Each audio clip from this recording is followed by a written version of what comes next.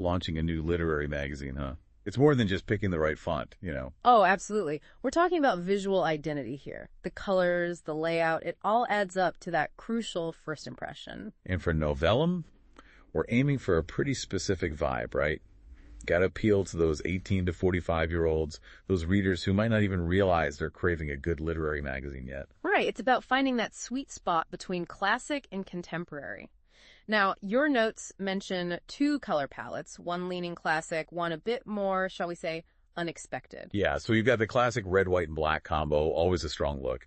But then there's this mint and blue pairing that's really catching my eye. To be honest, I'm kind of drawn to the boldness of the red and black. It's definitely eye-catching, isn't it? That high contrast, it just pops. And you're right, there's a reason why that combination has been a staple for, well, probably as long as color printing has been around. Yeah, it just screams important. But is it too much?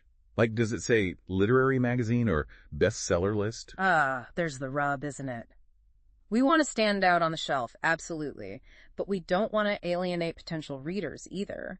Because black, while it does convey sophistication, it can also be perceived as, well, a bit intimidating. Especially for a literary magazine, right? Yeah. Where you're expecting something a little more, I don't know, nuanced. Precisely. It's a balancing act. We want to capture that sense of intellectual weight, but also that invitation to delve into something new and thought-provoking. Okay, so maybe red and black are a bit too aggressive for the overall vibe we're going for. But I do like how that contrast just grabs your attention. It's true, that high contrast can be very effective, especially when it comes to readability. Think about black text on a white background. It's a classic for a reason. Our eyes are naturally drawn to that contrast. So it's not a complete no-go then. Maybe there's a way to incorporate it strategically. There might be.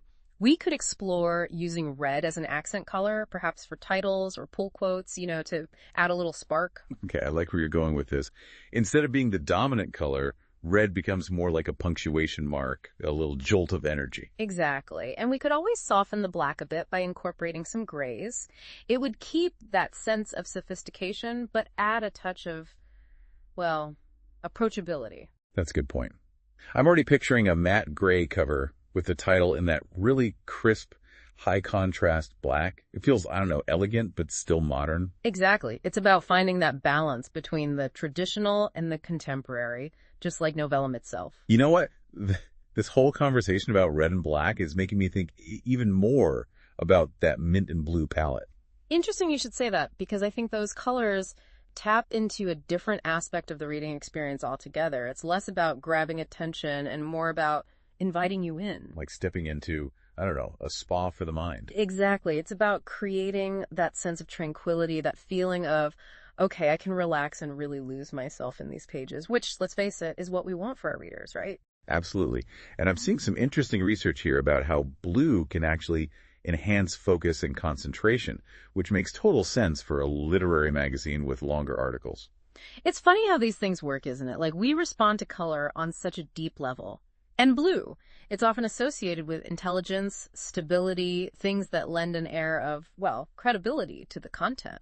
And mint, I don't know, it just feels fresh and modern, which aligns perfectly with what we're trying to do with Novellum, right? Mm-hmm. Bringing in new voices, exploring different perspectives. It's a nice contrast to those more traditional literary magazines that often stick to, the earthy tones, the muted palettes. Mint and blue say, we're here, we're different, but we're not afraid to be taken seriously. And you don't see that combination very often, so it really stands out. It's unique without being, I don't know, gimmicky. Exactly. It walks that fine line. And let's not forget the subconscious messaging here. Blue, with its connotations of trust, dependability, it subtly reinforces the idea that this is a magazine worth your time. And green, growth, renewal. It speaks to that feeling of expanding your mind, discovering something new. Wow, you're really digging deep into the psychology of color here. Yeah. But it makes sense, right? It's not just about what looks pretty. It's about creating an experience, an emotion.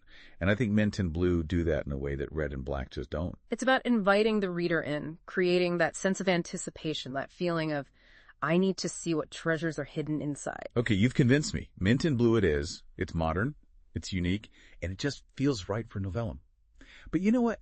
I'm actually kind of curious about something. What about the practical side of things? Like, how do these colors translate across different platforms, print, digital, even merchandise? Mm-hmm. Because if we're building a brand here, we want something that's going to be, well, versatile. You're thinking ahead. I like it. And the good news is mint and blue. They're incredibly versatile. Okay, that's a relief to hear. Think about it. They're both bright enough to really pop on a screen, so your website, your social media, it's all going to look super sharp. Yeah, that's a good point. We definitely want to make sure our digital presence is just as strong as our print presence. Exactly. And then for merchandise, if you decide to do tote bags or mugs or whatever down the line, those colors are going to translate beautifully onto those kinds of products as well. They have that fresh, modern feel that just works across the board. It's funny, when we started talking, I was so focused on the red and black. It just felt like the obvious choice for a literary magazine. But the more we've dug into this, the more I'm realizing that mint and blue they make a statement without shouting, They really do. It's a subtle kind of confidence, isn't it? Exactly. And it speaks to that idea of quiet intelligence.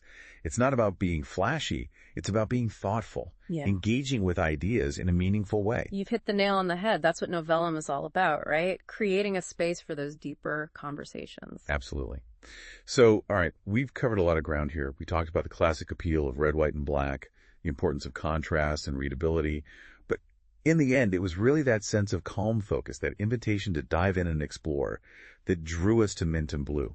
It's amazing how much color can influence our perception, even subconsciously. It's not just about aesthetics, it's about creating an experience. And I think for Novellum, that's what it comes down to. We're not just creating a magazine, we're creating a world. Yeah. And that world, well, it's looking pretty good in mint and blue.